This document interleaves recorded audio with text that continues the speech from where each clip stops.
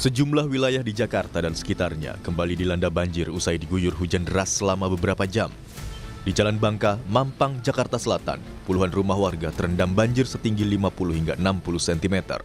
Selain hujan deras, drainase yang buruk membuat banjir tak terhindarkan. Akibatnya, aktivitas warga terganggu. Di Kebon Pala, Jakarta Timur, ketinggian banjir pada Selasa dini hari mencapai 60 cm.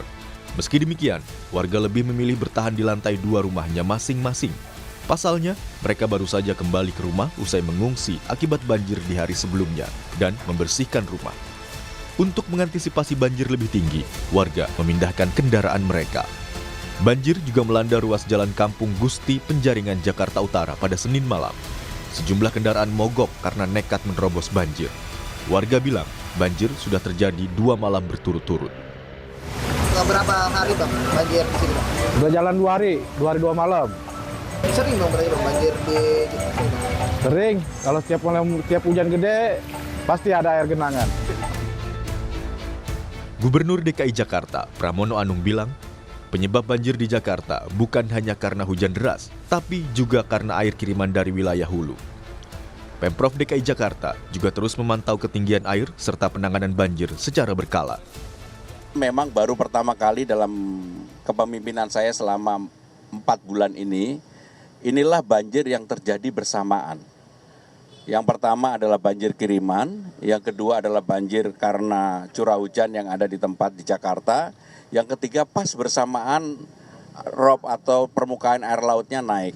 Ini kan ada comment center untuk memonitor semuanya, mana air yang tinggi, mana yang kurang dan sebagainya.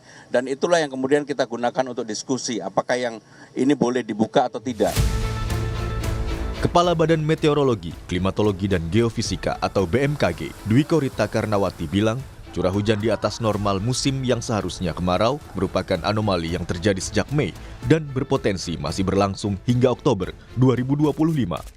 BMKG memperingatkan, hujan dengan intensitas lebat hingga sangat lebat masih akan tetap terjadi selama beberapa hari ke depan. Meskipun demikian, hasil prediksi curah hujan bulanan menunjukkan bahwa anomali curah hujan yang sudah terjadi sejak Mei 2025 akan terus berlangsung.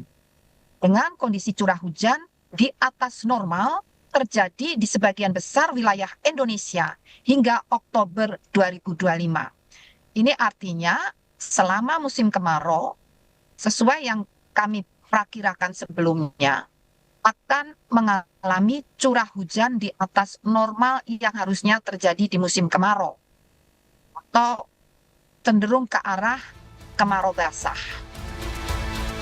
Hingga Selasa pagi, sejumlah RT di Jakarta masih terendam banjir dengan ketinggian bervariasi.